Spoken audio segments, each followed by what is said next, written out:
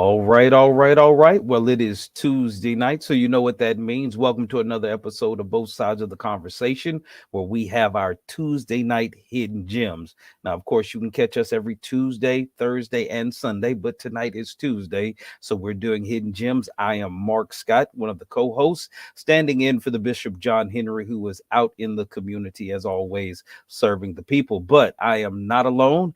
I am joined by my other amazing co-host, Miss Ayo White. Miss Ayo, say something to the people. Good evening, community. Welcome back to me. I missed you guys Sunday, but the team held it down. You guys did an amazing job closing out our relationship series. Hate to see partner in such sweet sorrow. Hate to see it go, but back onto more pressing issues in the community and highlighting each and every one of our great hidden gems, educational Thursdays, and getting back to the gusto on our Sundays conversation. So, very, very excited about tonight's guest. And let's get into this news. All right, well, we're going to go ahead and jump into the world news. Let's see what we've got going on around the world. And our first headline reads, War comes to Russian business after drone strikes Moscow's financial center. On July 31st, an explosion in Moscow's financial district, Moskva City, was caused by a thwarted Ukrainian drone attack. The second in a week, there were no injuries that occurred, and damage was minor. However, it has raised safety concerns for businesses in the area. Yandex has urged employees to avoid night office hours. While some businesses continue as usual, others take precautions, with some employees working from home.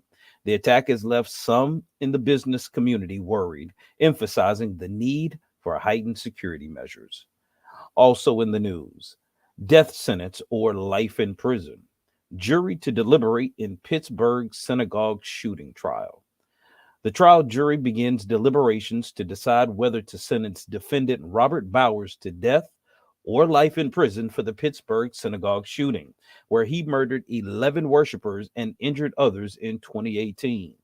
The prosecution presented evidence of Bowers' religious hatred and lack of remorse, urging the jury to consider the weight of the aggravating factors. The defense argued for a life sentence, citing Bowers' history of mental illness and unstable childhood. The prosecution reiterated Bowers' intentional killing and his desire to harm more people. The jury has previously found Bowers guilty, and now they must decide on the appropriate sentence. Also in the news, Trump hit with a sweeping indictment in alleged efforts to overturn 2020 elections. Former President Donald Trump, already facing two indictments, now faces a third set of charges after a grand jury handed up a wide ranging indictment against him, alleging he undertook a criminal scheme to undermine the results of the 2020 presidential election. Prosecutors say the alleged scheme, which involves six unnamed co conspirators, included enlisting a slate of fake electors targeting several states, using the Justice Department to conduct sham election crime investigations, enlisting the vice president to alter the election results, and doubling down on false claims as the January 6th riot ensued. The six alleged co conspirators include several attorneys and a Justice Department official. Gotta love American politics. And also in the news, Lori Vallow Daybell is sentenced to multiple life terms for killing her children. Vallow Daybell, 50, was found guilty on first degree murder and conspiracy charges in May, as a jury agreed with prosecutors who said she wanted to eliminate her youngest children as part of a plan to embark on a new life with Chad Daybell, as well as conspiring to murder Daybell's then wife, Tammy. Judge Stephen Boyce sentenced Vallow Daybell to multiple fixed terms in prison to be served consecutively rather than concurrently, with no possibility of parole, saying it is important for her to be punished for each death. Her children, Tylee Ryan and Joshua Jackson, JJ Vallow, had been burned, mutilated, and dismembered and buried like animals, Boyce said. Just tragic. And also in the news, a rare occurrence. Two supermoons will be visible from the Bay Area this month. If the moon appears bigger and brighter than usual tonight, your eyes are not deceiving you. Tonight, the first of this month's two supermoons will be visible over the Bay Area, meaning the moon will be full at a point when it's especially close to the Earth. The second supermoon on August 30th will also be a blue moon, or the second to emerge in the same month. Typically, full moons appear once a month. The next super blue moon won't happen again until 2032. And that will do it for the news. Ayo, I'm going to pass it back over to you so you can take care of the community events. All right, let's get right into it. The Order of Malta Clinic of Northern California is looking to hire a clinic nurse supervisor in Oakland. The Heart of Access free in-person film screening this Friday, August 4th, 2023, 4 to 6 p.m. at the Southeast Community Center located at 1550 Evans in San Francisco. Mo Magic will be hosting a backpack giveaway on August 5th, 11 a.m. to 2 p.m. at Ella Hill Hutch, 1050 McAllister Street in San Francisco. How about them apples? Cupcake Mingle Party, August 5th, 2023, 5 to 9 p.m. Tickets are $50. Black and Beautiful Family Reunion, August 5th, 11 a.m. to 3 p.m. at Bayview YMCA, 1601 Lane Street in San Francisco. They'll have free haircuts, music, free food, giveaways, and food trucks. Sam Jordan's second annual block party, August 6th, 12 to 6 p.m., 1600 block at Galvez Street, Sam Jordan's Way. Live entertainment, kids zone, food vendors, and retail vendors. Shears Beauty and Barbershop presents Back to School Explosion, August 12th, 2023, featuring a backpack giveaway, free haircuts, food, fun, and family at 918 Newhall Street, San Francisco. B Magic will also be hosting a backpack giveaway on August 12th, 11 a.m. to 2 p.m. at Now Hunters Point, 155 Jennings Street, San Francisco. Code Tenderloin 12 Week Community Health Worker Certificate Program. Classes begin August 14th on Zoom, client-centered case working training, Monday through Thursday, 5:30 to 8:30 p.m. Contact Joel at Code Tenderloin. Summer 2023 employment workshops, drop-ins, walk-ins are welcome. 10 a.m. to 2 p.m., June 5th through August 17th, 2023 at 55 Taylor Street, San Francisco. AAACC is pleased to announce the search for a managing director to join their management team. The closing date for applications is August 18th. Chillin' and Grillin' San Francisco, District 11, Sunday, August 20th, 2023 at Ocean View Park, 650 Capitol Avenue at Montana. This will be from 12 p.m. to 3 p.m. with free to the public information. Code Tenderloin's Job Readiness Program, September 5th, 2023 at 222 2nd Street, San Francisco, Monday through Friday, 10 a.m. to 2 p.m. Orientation Friday, 9/1/2023 at 55 Taylor Street. Code Tenderloin Free Coding Bootcamp, September 6th through the 25th, Monday through Thursday at 6 p.m. to 9 p.m. at Taylor Street. New vaccination site, COVID-19 booster monkeypox antiviral pill treatment, 330 Ellis Street on Thursdays from 1 p.m. to 5 p.m., as well as 1221 Mission Street, Saturdays, 12 p.m. to 4 p.m. The San Francisco Justice Project presents the San Francisco Museum for All program, free or $3 admissions to low-income families in San Francisco all summer long. The community living room now open all day, Monday through Friday, breakfast 9 a.m. to 12 p.m. and grab-and-go lunch from 2:30 to 3:30 at City of Hope Cafe, 750 Ellis Street in San Francisco. Farmers Market located at the Southeast Community Center, 1550 Evans Street, San Francisco, every Thursday now through November 30th from 3 p.m. to 7:30 p.m. They accept Cash App, debit, and EBT.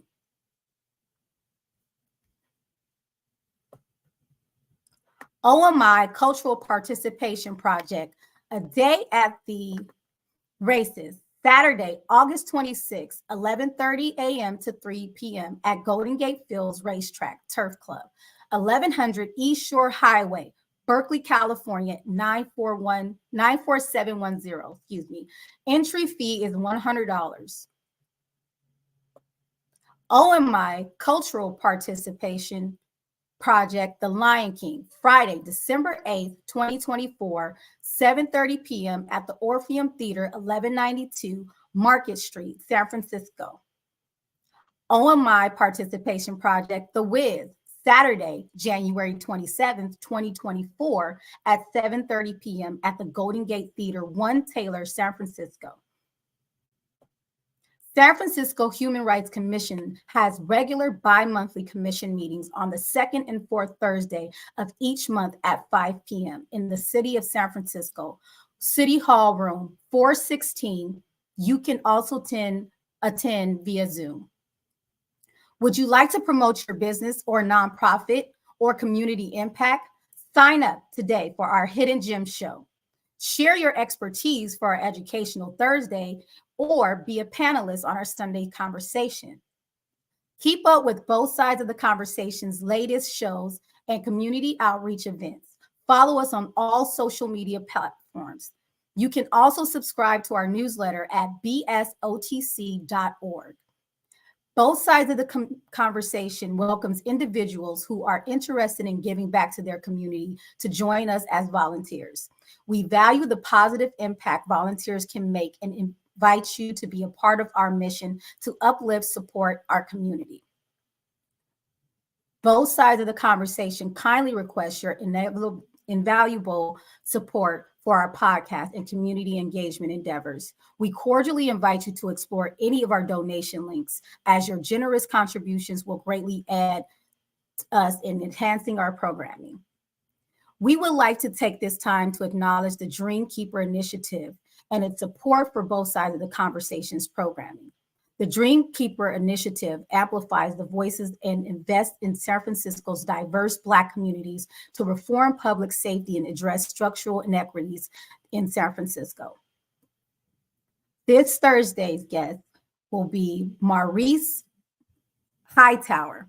What is a properly structured funded IUL? Sunday conversation, August 6th at 4 p.m. D10s in decline, unraveling the neighborhood's exodus.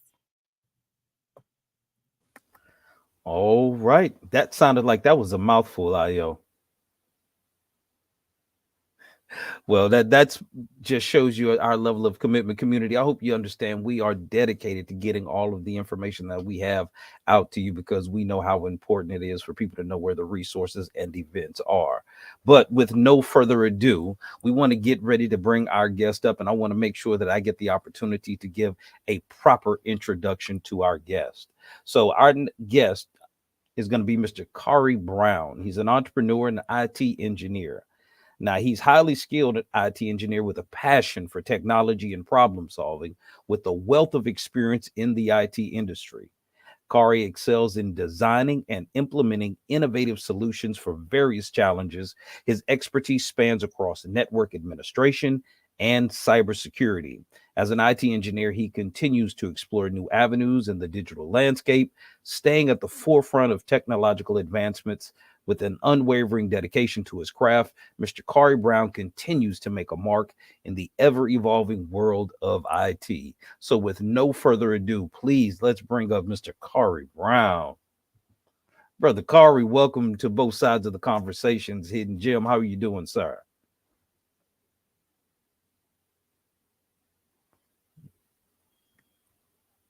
You got to unmute yourself, Khari. Got to unmute yourself, brother. Can you hear us? Okay, we're having just a bit of a technical challenge. We'll work through it. Can you guys hear me now? There we go. How you doing, King?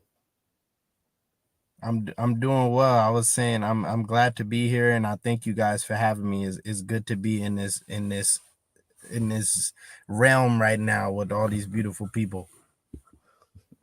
Well, it is an absolute honor and a privilege to have you. And I, again, just kind of mentioned personally, this subject is very near and dear to my heart because I think our community is severely underrepresented in the technology space. So it's glad to see somebody who looks like us who's actually doing it. So please tell a little bit about yourself, where you come from, how you got started, and what you're doing now.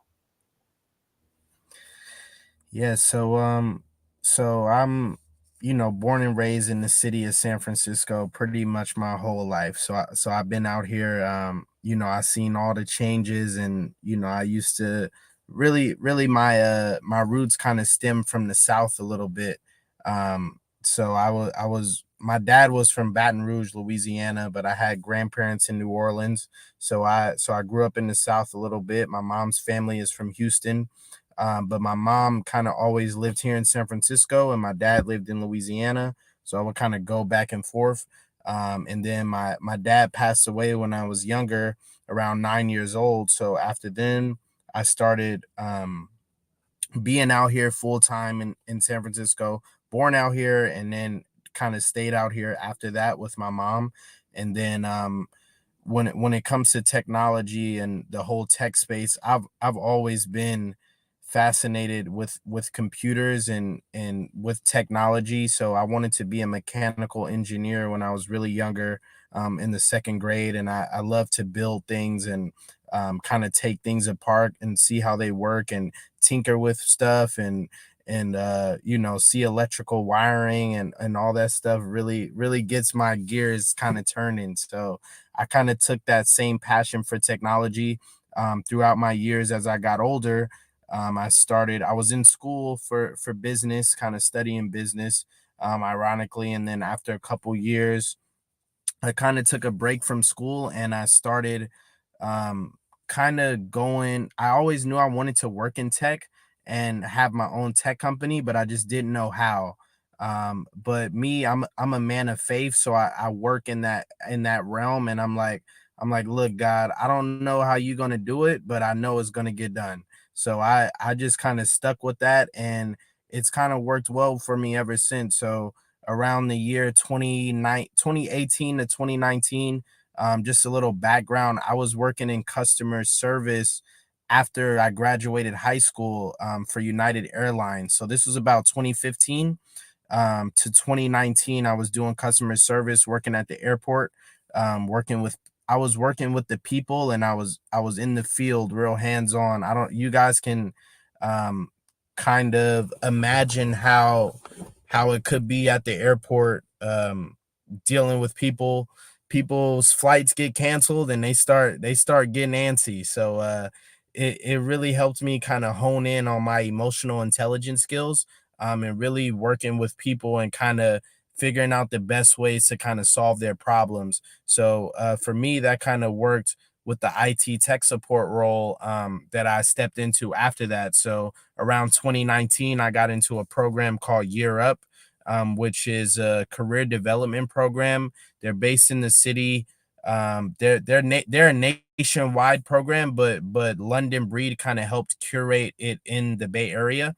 So they brought it here, and I was one of the fourth cohorts overall. And basically, I chose to study IT, computer science.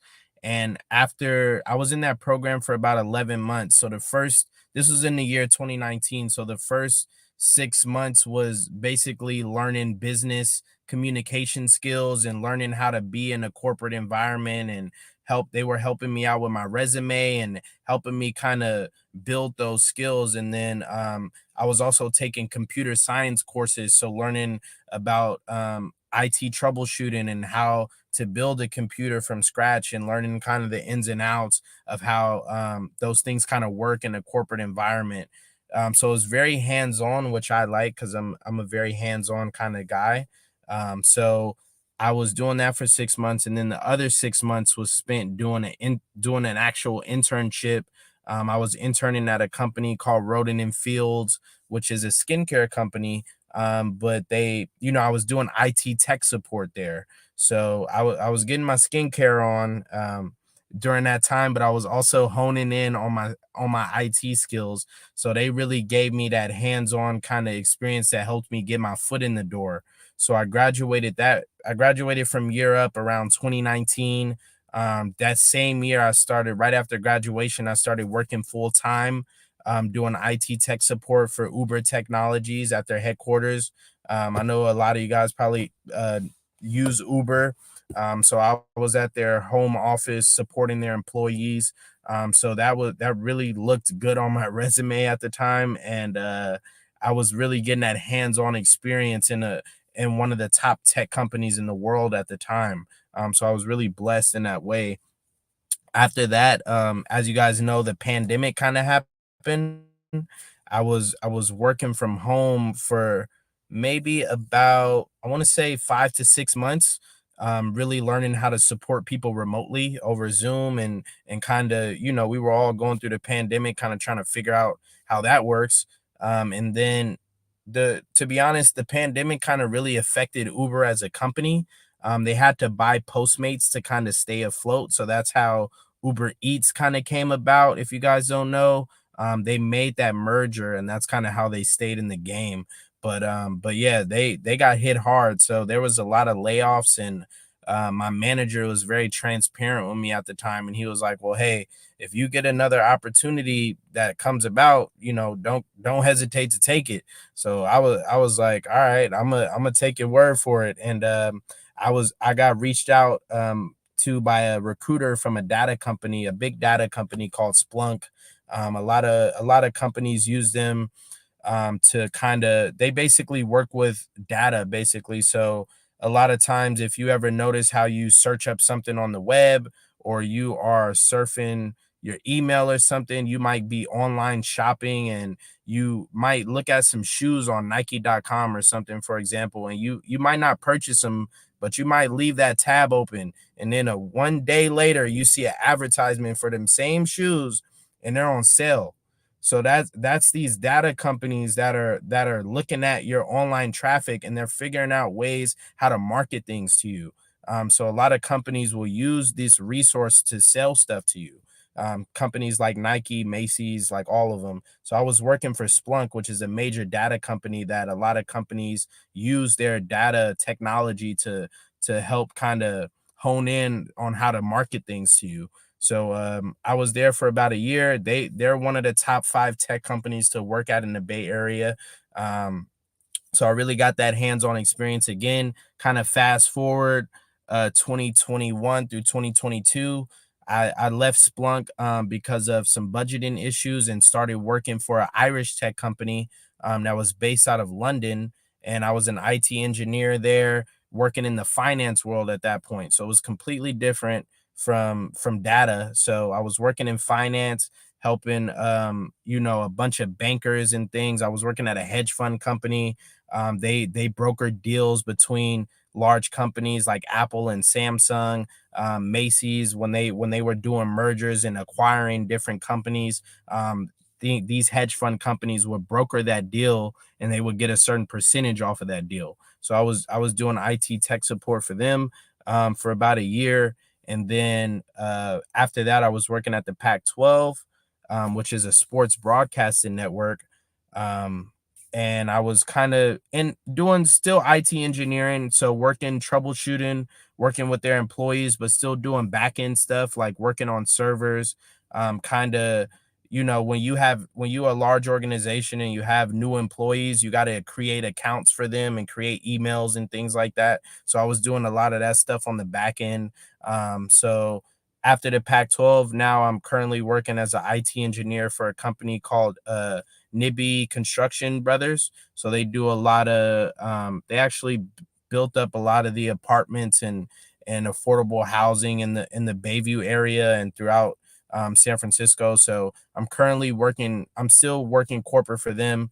But that's kind of where I am now, and kind of how I started out.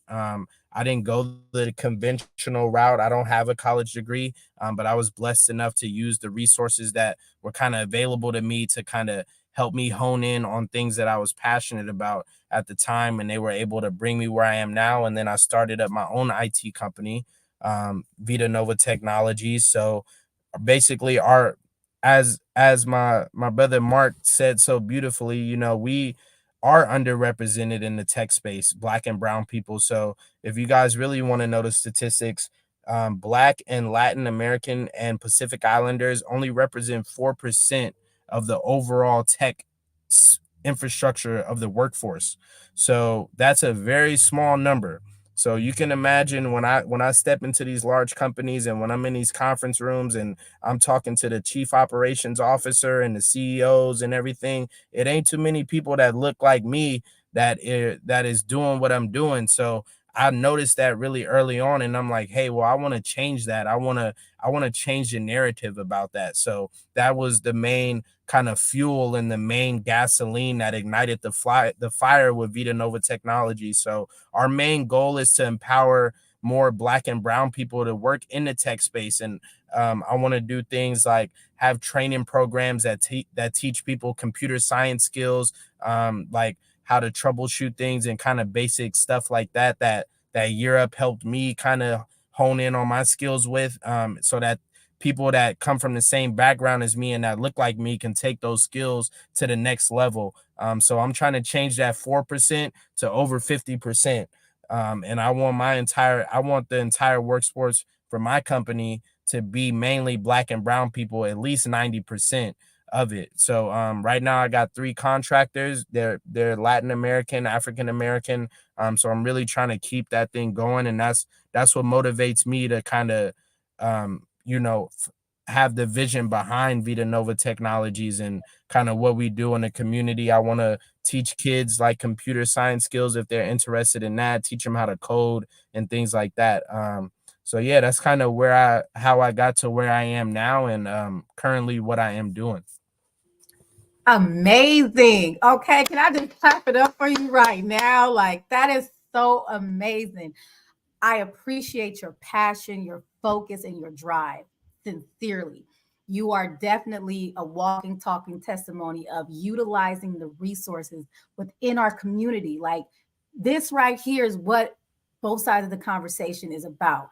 Us bridging that gap, us making sure we have the resources to pour into these communities to make sure that our people shine in all fields. Thank you so much. Thank you, first and foremost. I just have a couple questions for you. You just gave me a whole mind blow right now. You see me smiling with glee, but so cybersecurity is a critical aspect of IT. What are some of the practical tips or best practices you would recommend to individuals that are, or organizations, should I say, that want to enhance their online safety? Yeah, that's a very good question. So when it comes to cybersecurity, like you said, is very huge and it's becoming even a bigger thing in our society, as technology advances and as we kind of get more acclimated with different technological advances and things like that. So some tips that I have is because I get a lot of phishing emails and text messages all the time. And I was just taking a class on this myself. So the main thing is, and it's kind of like as my OGs would say, just like common sense kind of stuff. Like, if somebody is emailing you, you want to make sure that you check the email address and make sure that it looks legitimate. If it's a bunch of numbers and words and letters in there that just looks funky, 9 times out of 10, it's some hacker out there trying to take your information. So I know people get a lot of phishing emails and things like that. One tip is to make sure that the sender email address, it looks legitimate, because a lot of times it doesn't. And the same thing with text messages. Just kind of being aware and being like kind of like in tune to those kind of things, and having the mindset and saying, well, hey, there could be some person out there that is sending these phishing text messages to my phone right now. No telling how they got my number, but they'll still send those fish text messages, phishing emails. Phishing is a large way how hackers will basically take your whole information. So, just really being in tune to kind of how, who's contacting you and making sure you actually know them. If they say, hey, a lot of the times they'll put a sense of urgency on the message, like, hey, your password has been compromised, or hey, you need to fill this out ASAP, kind of thing. So it's like this sense of urgency. So always the steps you want to do is take a step back and really say, hey, is this someone that is like a reliable source, or kind of just having those kind of asking those questions like, hey, who is this? Do I know this person?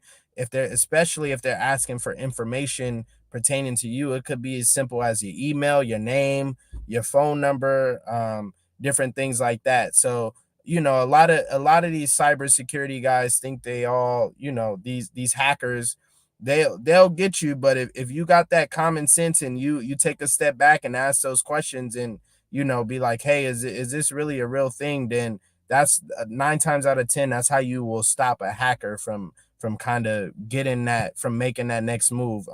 So that's really the basis behind cybersecurity.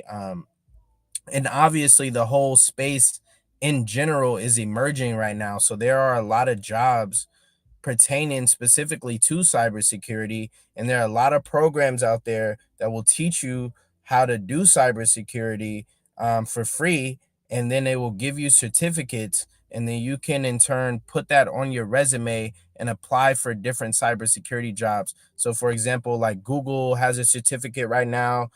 You complete that. Basically, that's like the basic one, but you put that on your resume, and I guarantee you some recruiter will hit you up about a cybersecurity job, because it's just an emerging field. Like there's a shortage of people willing to do this job, and it's very needed right now in our society.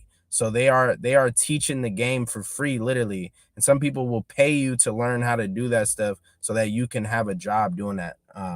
So the resources are there, but those are some tips on how to be on top of your cybersecurity, because we all got to be on top of that, especially nowadays.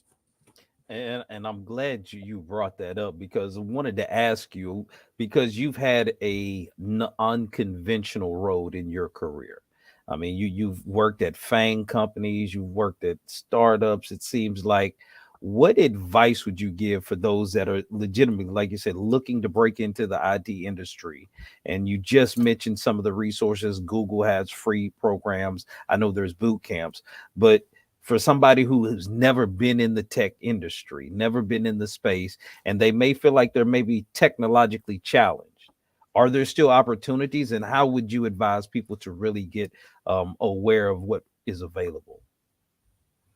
Yeah, there's definitely still opportunities. I always say, is specifically with IT, people think that we know everything, but really we're just like good researchers. So I'm like, if you know how to utilize the power of Google, the answers are there. So like, let's say you get a error message, like you trying to install something, and you get an error.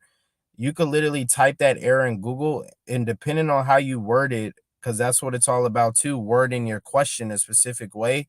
For Google, they will give you a step-by-step kind of deal on how to go about resolving that issue. So people think all the time like, oh, IT kind of knows everything about everything. And I'm just like, no, like, I don't, some of this stuff I have no idea about. I'm just taking your problem and I'm putting it in Google, and I'm asking this tool a question, and they're giving me the answer. And then, I have enough skill now to where I can take certain things and take certain words that, to a person just starting out, that term might be a little technical, but it's all the and that's what IT stands for, is like information technology. We are living in the information age right now, so all the information is at our disposal. It's in our fingertips, literally. So depending on how we want to go about researching it, we can find the answer to any question. So I'd say, like, just kind of using Google as a tool, and kind of just searching little. You might have a question and you might say, hey, like, how does a network work? There is a video out there that will break that down and put it in layman terms for you. So you know the information is definitely out there. It's just about realizing that we can access it and finding, you know, the correct wording on how to get that answer that we kind of are looking for. So I'd say research is important, and you know, IT engineers, technicians, we're all just good researchers at the end of the day. So for me, I'm really bad with passwords, right? I had to get out of the habit of having the same one for everything. So my question would be, what are some key indicators that your system is vulnerable? Yeah, well, a lot of times these softwares they updated now, they'll tell you like, hey, your password's weak or something like that. A lot of times when it comes to passwords, don't use anything that's familiar to you, like your name or your birthday, something that I could find out online. Because fit like hackers can easily piece passwords together based on your personal information. So, you know, people use their birthdays or their mother's name, or you know, something that somebody could find out online basically. Like you whenever you are online and you are putting this info, you might sign up for a subscription for some TV show, and you got to fill out that little thing, that questionnaire would ask you all your information. That stuff is out there kind of forever. So you know, when it comes to passwords and things like that, you know, I ain't gonna lie, I they be having me change my password too often. So I got the same kind of format, and I've been using it for the past 10 years and it's been working for me, but it's something that's really like it's not in my immediate kind of personal information. Like you wouldn't just be able to hear anything about me and know like, hey, that's my password. But it works. So I came up with something that's kind of random, and I switch it. I'm able to switch out the format of it, but it works for kind of everything. Um, they're saying how often should you change your password? It depends. Some softwares make you change your password every ever so often. So, you know, it's a good practice, but also that's how people forget their passwords, because you got to change it too often and then you don't know what you changed it to. So there it's like a balance kind of that you kind of got to have. But I say don't use like personal kind of info. Use something that you still know, but like nobody could kind of figure that thing is associated with you, basically, if that makes sense. No, that definitely makes sense because again, hackers are, you know, again, they've got algorithms and programs and things that they use to get this information. So they know how people work because they study people. This is how they use phishing attacks against us. What are your thoughts on the emergence over, say, the last 6 months to a year of AI and how it's impacting the tech space? What should people really understand that are still kind of afraid or just unaware of AI? Yeah, I mean, I think AI is like it's kind of like how the internet was like maybe like 20 years ago. Like it's, you know, when it came to the internet and the web, people were like, "Hey, this thing is weird because we're not familiar with it." And then 20 years later, now it is a part of our everyday lives. So there's certain things that are emerging right now that will be that way in the future. And AI, I believe, is definitely one of them. When it's specifically um like related to IT, AI, people will use it to automate certain processes. So like you could use like AI to automate like a lot of times companies have like a ticketing system that they use.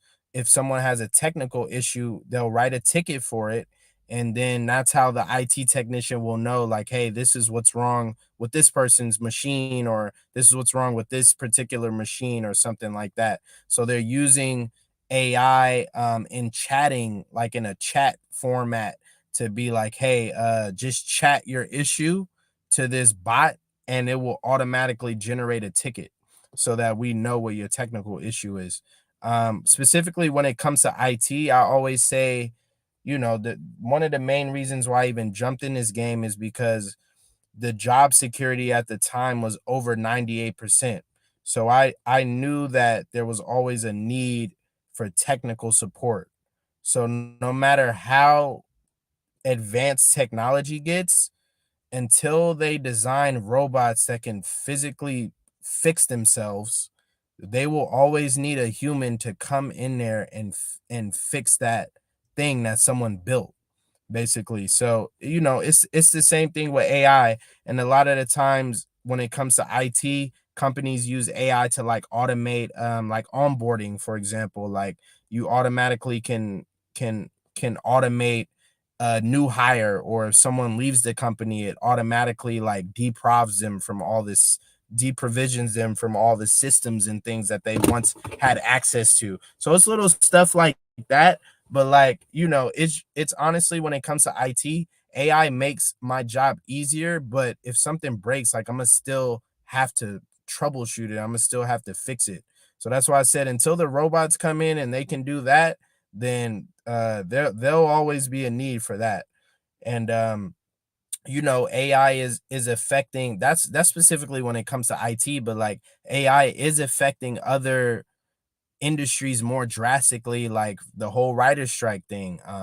That's something that is happening right now. And AI it's this weird line right now, because they're like, are we crossing this moral compass right now? And like, what's taken over our integrity? Like, can we really use robots to replace people's creativity, kind of thing? So it's kind of like that. It's like a moral line at this point, because the technology is there, we have it, but it's like, even, it's kind of like the OGs say, like, if something ain't broke, or if something ain't broke, then don't fix it. Or it's like, if the technology is there, it doesn't mean we have to use it for this specific thing right now. So it's kind of like, it's kind of a moral debate right now when it comes to AI, because the technology is there, but people are like, do we really want to implement it in this kind of aspect of people's lives? So it's a real thin line right now, and I'm interested to see how it plays out. But when it specifically comes to IT, AI can make my job easier, but there's still, I have to manage it. Like if something breaks, like I still have to fix it, kind of thing. So it's like there's always something to be fixed, and it's gonna take humans to fix it. Like you said, if it's not broke, don't fix it. But I believe a lot of the companies now are thinking about improving, you know, the old and bringing it into the day to day now, and looking towards the future. So, it's a great thing. Like you said, they still need the IT techs with hands on, support. AI can be an assistant, of course, Right. but you still need the actual people who are out there doing the hands-on work, which is appreciated. And much respect to each and every person in your field. Like you said, 20 years ago it was like, oh my god, everybody, what are we going to do, this technology? Now it's like you going with the coast. I, for one, am technology challenged. I'm going to say that. I am not a techie. My son teaches me everything. So like, with passwords and things like that, he's teaching me like, mom, you got to make sure you're secure, and you can't just go ordering off of anything. They'll get your information. And I'm like, well, it Yeah. seems legit, I don't know. Then you have like 10 different websites hitting you up with Alkey 3456, and I'm like, okay, let's click Right. it. He's like, no, you're gonna shut Look, everything down. So they uh want your information. They want most that definitely, information from you, like and you were they saying, like will. changing your passwords to something you're familiar with, but that isn't like so close to what your day to day is, and where they can actually access that information. So, how effective are some of the more popular antivirus programs that are securing your system from like malware? Yeah, I mean, they are very effective, honestly. Like a lot of corporate companies use different softwares, depending on what kind of machine you have. Like I'm on a Windows laptop right now. Windows software automatically comes pre-installed with like like a firewall, like kind of thing. Your iPhone has a firewall already built into it. So these things, they work, very effectively in preventing like malware from getting on your machine. But really, when it comes to cybersecurity, the main thing is it comes down to us. It comes down to if we are usually we're our biggest enemies because we're the ones clicking those links and opening those emails, and that's how the malware gets on your machine. So if the phishers can't get you to click something, then they really don't have any access because the firewall is doing its job, and it's defending against viruses and things like that. There are third party softwares like Sophos antivirus, which we use currently at the company I work for now, and even at previous companies I've worked at. So Sophos is spelled SOPHOS, is really good cybersecurity software that a lot of companies use. And yeah, it just like I said, it's just coming down and like I feel like it's just common sense kind of stuff. Like, don't be clicking no link that you're not familiar with. Like just like you wouldn't get into no stranger's car that you don't know. It's the same thing your parents kind of taught you, but it's different. It's different now because the criteria is different, but like I always say, the same principles still apply. Like, it's like with basketball. It's like we can go out and score just like you could score in life. Like the same principles apply, but you can't be out here breaking the rules, and because then you gonna be on timeout, or you gonna get ejected out the game. So it's like it's kind of like the same rules apply. You just gotta think about it in different ways. It's the same thing with technology. Like, you know, and one thing I will say is always if you are clicking a link, let's say you online shopping or something, and you're not too sure if this website is cool or not, always make sure that that lock symbol is in the top left corner of the URL. So how this StreamYard.com has that little lock symbol right there, that's how you know the website is secure. If it doesn't have that, 9 times out of 10, it's some phony website.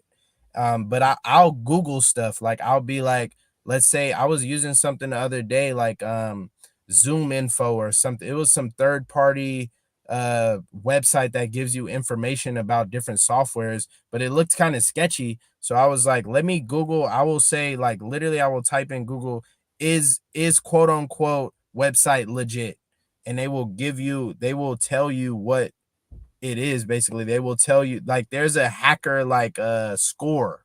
So like if people have used certain websites and they have been legitimate or not, they'll give it Google will give it a score and say this is legit. It has like a 90%, you're fine. Or they'll say, hey, you may not want to trust this website because they might, you might not like the outcome of it. So, you again using the power of the internet as a tool and just Googling stuff and saying, hey, is this website legit? Like, and checking for that lock screen at the top left corner, like little simple stuff like that, can really help kind of gauge your cybersecurity skills in that sense. So you've already given us a little bit of information. Now, some of us could already be cybersecurity techs now just with the Yep. tips you've given us. But I want to kind of circle back because one of the reasons why I personally was looking to get into the tech industry was the kind of money that people make. And again, for someone like yourself who doesn't have a degree, and traditionally we always think if you want to make good money, you got to have a college degree. And without telling on yourself, of course, can you talk about some of the salary ranges for some of the different positions in cybersecurity and tech as in general? Yeah, so cybersecurity will really hit the nail on the coffin. You can start out making six figures, depending on like different. I always say this through my experience. I'm like, the smaller companies will give you the most money. It's these larger companies, and you think like, oh, they gonna have all this money. They really, this is through my experience. I'm not gonna say it's reality, but just through my experience, the top companies have been the ones to try to lowball you the most. It's been these small companies that I've never heard of before that have made me like six-figure offers and things like that. That's just with IT, but with cybersecurity, it's so important in our society, and it will always be a necessity. Like as tech, you got to think about, is there always going to be a need for this thing as we progress as a society. Cybersecurity, information technology, those things will remain constant. We will always need people to protect systems that we build. No matter how advanced they get, anything that is on a computer is hackable. So you're going to always need people that can protect it. And as they start building softwares to do those things, you're going to still need people to manage those softwares, because somebody has to build it at the end of the day, until they can make robots that build softwares like that. But honestly, that might be out. That's like thousands of years from now, I'm predicting. So, Well, in this, I'm speaking on this time. I think that it's very prevalent now, and you could definitely, like I said, you can get these certificates, because a lot of jobs, a lot of these cybersecurity and tech companies and these people that want to hire cybersecurity analysts and IT technicians, they're not really necessarily looking for a college degree. They're looking for your experience, and they're looking for how well knowledge are you on this specific thing that we need help with right now.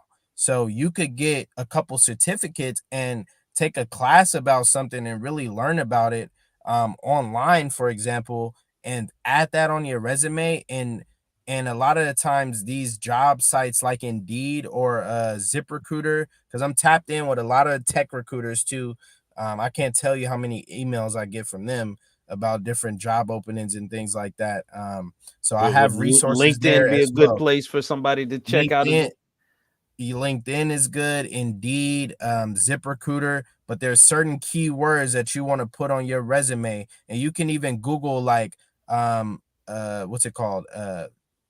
Like a Keyword search example of a like resume. an outline example of a cybersecurity resume.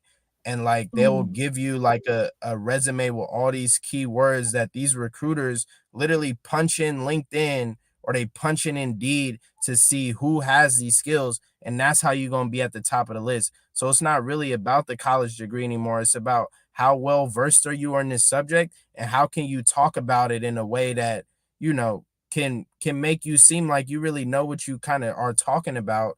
But also, you could even get a certificate and put that on your resume. That will be a key word that will put you at the top of a recruiter's list, versus someone who went to school for like basic computer science kind of thing, if that makes sense. I was definitely going to say that, but I don't think it's thousands of years off, because we got Vita Nova on the rise right now. So, you're going to take Well, all of hey, that. You're going to take all of that. I'm We taking believe over you're going to do slowly but great surely. things. Great things. You taking over, man. But I was going to ask you, kind of just hit on it about, the difference in actually having a degree and going to like a trade school or something and doing a certificate program. Is there a difference in pay if you have, in addition to that degree, or that against the degree and certificate? Is there a difference, or is just all about the company that you hire on with?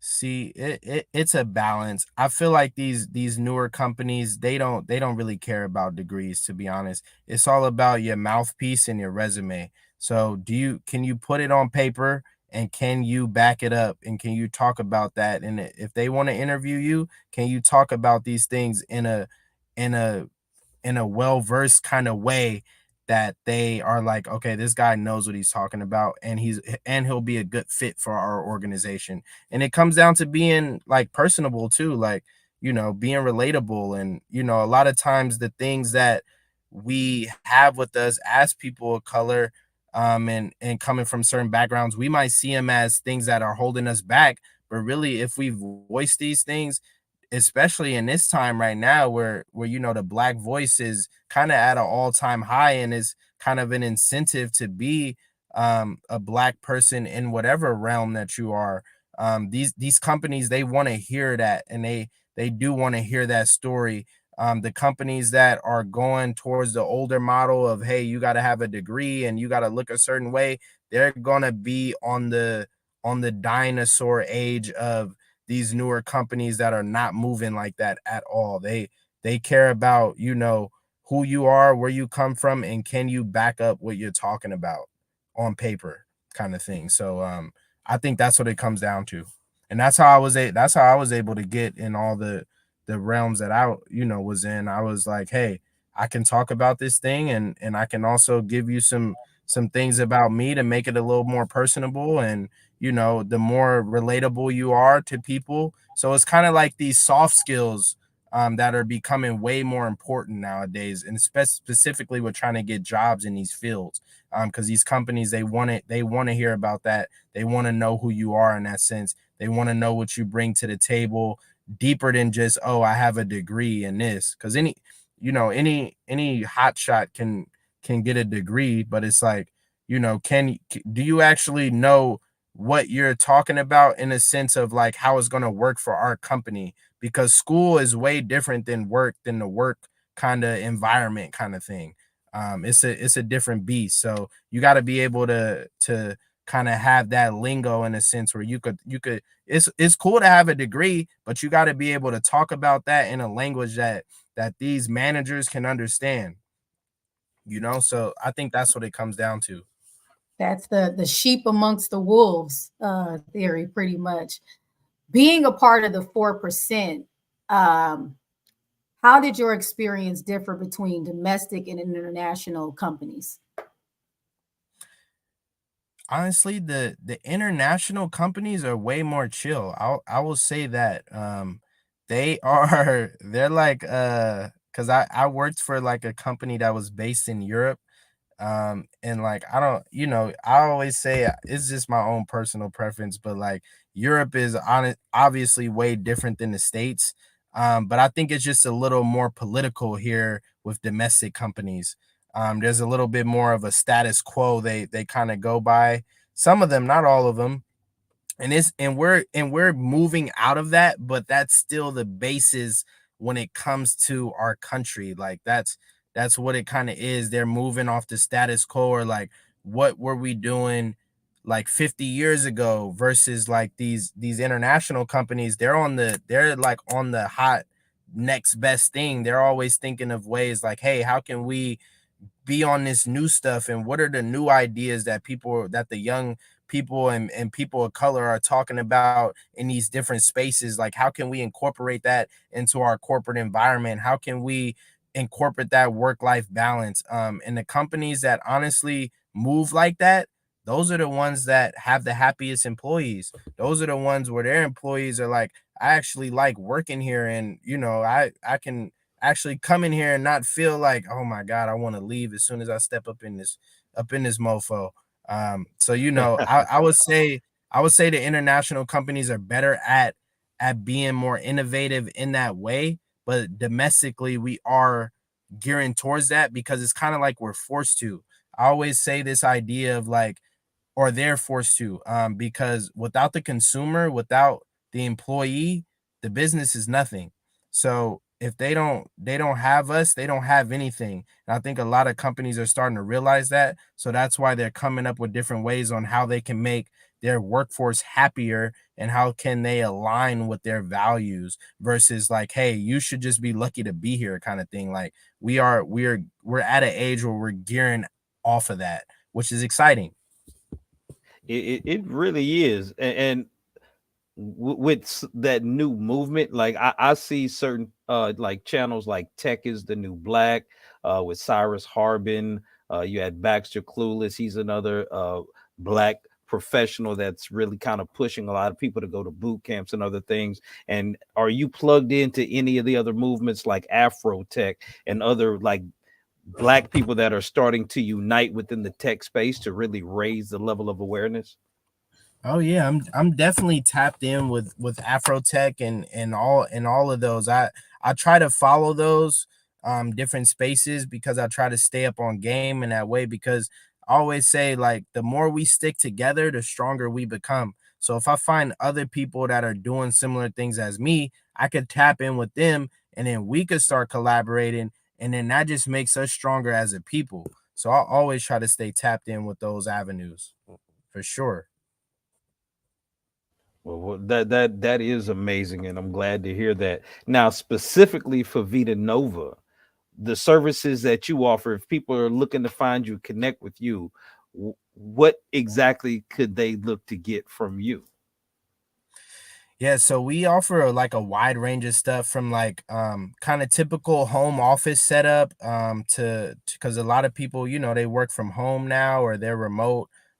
So we could set up your home office monitors, any type of peripherals like keyboards and mouses, things like that. That's kind of the basis, kind of where we start, and then we could take it as far as like setting up your whole email client or doing different onboarding things for you, creating user accounts, distribution lists, which is like email distribution lists that different organizations might want to use, and managing those things. It could be as far as like video conferencing, and if you want to stream, we could help set you up on a platform, doing your whole IT infrastructure, setting up your network, making sure you connected. So that you can connect with your audience, and we can also do things like I could write you a song, a catchy jingle for your business. I do music and things like that too. I'm an up and coming artist in San Francisco, in the city. So we do a wide range of things, but anything technical, we can Vita Nova Tech can make it happen. Sister Io, you got anything else? One more question. We don't want to keep you all night, Kari, No, but it's all good. um, I would say in closing, then, what advice would you give to those looking to enter the IT industry or to advance their careers in this fast-paced field? What would you say would be your turning point, as you know, for yourself starting your own company, and still being hands-on, working with somebody or working for someone else, but with your own up and coming company? How would you say that transition has helped you, or has, obstacles and things like that? Yeah, I would say, just staying true to who I am, and knowing who I am and knowing what I bring to the table. Because a lot of times, when it comes to our community, people will try to tell us who we are, or they try to tell us what we can do. But it's really about knowing who you are at the end of the day, and kind of keeping that with you as you step into whatever space it could be. You could step into the laundromat, but you come as who you are, So it's like I try to walk in that. And it's worked well for me so far. But really, I'm just staying proactive. Like I try to never get comfortable. So even as I gain success and things like that, I'm always working like, like I gotta feed the fam. Like I'm hustling. Like I gotta make it happen. So having that hunger and having that, tenacity to go through, because I'm not gonna say obstacles aren't gonna come up, but you gotta trust in yourself that the resources are out there, and that you got the will and the know-how to get through anything that kind of comes your way. So I try to keep all those things with me, and that's really helped me kind of progress in my career. I stay trying to curate relationships, whether it's with recruiters or it could be, with someone off the street. Like every job that I've ever gotten has been through a relationship that I've built with someone. So that's how you advance, is through your relationships. So a lot of the times, they think this is real technical and you got to be the smartest person in the room. But they say often it's not about what you know, but who you know.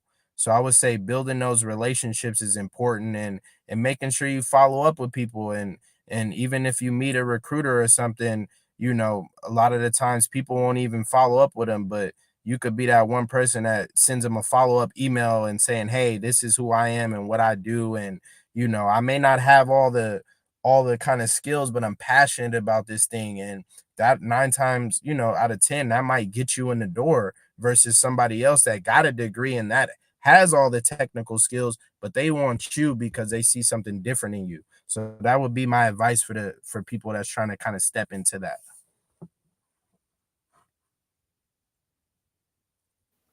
Well, brother, we want to, of course, thank you again for your time. As always, we want to be respectful of it. So before we let you go, we want to give you an opportunity to acknowledge, celebrate, or give shout out to anybody who's helped you along the journey or who's been a part of your tribe, your village, helping you get to this point. So who do you want to shout out? Yeah, I first got to give shout out to my Lord and Savior Jesus Christ, and giving honor to God. And if it look, I'm a man of faith, so if it wasn't for my, oop, hold on, can you guys still hear me? Yeah, you're still coming through loud and Okay. clear. Perfect. Yeah, I'm a first give honor to God and the man upstairs, because if it wasn't for God, honestly, I don't know if I would be here right now. There was a time when I was going through some things, and I had a record, and I was kind of in and out of jail, and I was blessed. I prayed to God and asked, like, hey, I know I want to be a positive role model in my community, and I want to do these things. I want to have my own tech company. I got real specific with my prayers and with my asks to God. And I literally watched him work those things out and iron out certain things. So, I was like, God, I don't know how you're going to do it, but I know it's going to get done sooner or later. So I kept that faith, and I walked with that. I wouldn't be here if it wasn't for that. And given, thanks to my loving mother. I was raised by a single mother who loves me very much, and who prays for me, and who sacrificed for me. So she gave me the tools that I need to kind of navigate through this world. And basically everybody that raised me, and it could have been a homeless person that I passed in the street, or someone that somebody else might not even notice, but they could have dropped something to me at that time that kind of sat with me and resonated with me. So I'm giving thanks to everybody, because I always say, it's not just me that's making this happen. It takes a village. So shout out to my village out there. All right. Well, we definitely appreciate that. Sister Ayo, do you have any parting words for Mr. Brown before we allow him to exit the stage? We just thank you so much for coming on, Kari. Like, you are just a ball of knowledge, and just I love your passion behind what you do. That's one thing that I believe my parents always instilled in us is not about what you do, it's about finding something that you love and you can pour yourself into, because there's a difference between a career and just having a job. When you build that career, especially around something you love and you're passionate about, it's not work, you know, and you seem so enthusiastic about what you do. And I just commend you on all your hard work. I wish you much success with, Vita Nova. We'll be looking for you soon, looking for everything. Yeah. And you guys make sure that you tap in with him. Make sure that you get him to do all these jobs that he's, more than overly capable of doing. And let's bridge that gap, and let's get him more exposure. Let him get some more light shined on Vita Nova. Thank you so much, Kari. We really appreciate you for coming out tonight. Of course. Thank you guys for having me. And I thank you guys for giving me the platform to share about, what I'm doing and who I am. And I appreciate everybody involved for sure. Well, thank you again, Brother Carr. Thank you guys. Well, once again, there we have been able to highlight another unsung hero in the community, somebody who's truly making an impact. Again, it's amazing to see our people doing such amazing things. We also do want to issue an apology to our viewers. We did have another guest scheduled to be on, but was having some technical challenges getting on. But what did you take away from tonight's hidden gem that we were blessed with? I took that I gotta change my password. I'm telling you, like, that was one of my biggest things. And then I'm sitting here like, I did get hacked a couple of years ago, and it was not a pretty sight. Still trying to rebuild from that. But my son, he was fortunate enough last year to do an internship, learning coding and IT specialties. So he's been on me, like, sincerely, like, he's like, don't order nothing, run it past me. He did actually just teach me about looking for that lock looking for that lock on there and then making sure that I am checking these different websites, and even in my email when I do get those random spam emails who kind of slip through the cracks and don't go to spam. So I got a lot of knowledge, and I am going to apply it, as starting right now, as in changing those passwords. But we really just appreciate him coming out and sharing his insight.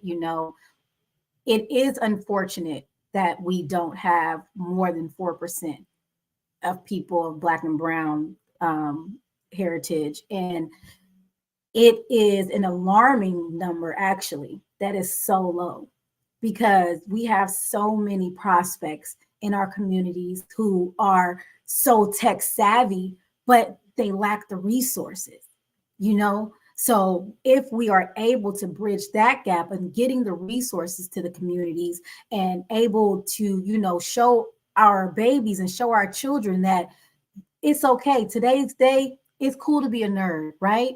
So it's not a thing to shy away from. You can glorify the IT techs. We can glorify those people who are engineering AI. We can glorify these people and let them be the model behavior that we put out for our children, and actually utilizing the resources, even if we have to try to outsource, and get it into our communities. But it's such an important thing for us to be able to do for our children who are coming up, even for ourselves, our generation, like you said, Mark, you're very into it, and it's something an avenue that you want to explore yourself. I'm not very tech savvy, but I know the basics. And now with this more information, I can educate myself and learn how to apply it. So it's all about getting the information and applying it, and making sure that you stay up to date and concurrent with what's going on around you, because the world is ever evolving. And we our currency is changing, everything is moving to IT. And now, AI, especially with this being the more popular system that we're going about. So it's just about making sure that we're utilizing these resources, especially this platform, when we have great guests on like this, that we actually tune in with them, that we actually check up on them. Like he said, the follow through is the major thing. So, making sure that we do all of those things. And I really do appreciate Cardi for coming on and shedding some light on this. Truly, truly a hidden gem. And everything that you touched on, Io, is so critically important. And this is one of the things that I am passionate about, is as a community, as a people, that we see ourselves worthy of being in these spaces. Because I know a lot of people deal, there's a term called imposter syndrome. And a lot of people that I've listened to who have been very successful or have gotten into these industries say, because of the lack of representation, they don't feel like they belong there. So they feel like an imposter, and they really have to get help in dealing with feeling confident in being where they are. And our people, I mean, if we think about historically, we go back, we were the inventors of great technology, great medicine. We were doing astrology. We created mathematics long before anybody else even came along. So in our DNA is the capacity to stand in any one of these spaces as owners, as CEOs, as founders, and to really represent our community. We have to get more people into the tech space. So I just want to again salute Brother Khari Brown for doing what he's doing and being another unsung hero and hidden gem. And with that being said, on behalf of the Bishop, John Henry, I don't know, community, I wish he was here. I miss him, but we do want to make sure that we make him proud in his absence. Sister Io, thank you for doing a wonderful job, and the rest of the team behind the scenes. We're going to go ahead and sign out. This has been another Tuesday Hidden Gems on both sides of the conversation. Y'all have a wonderful night. Good night.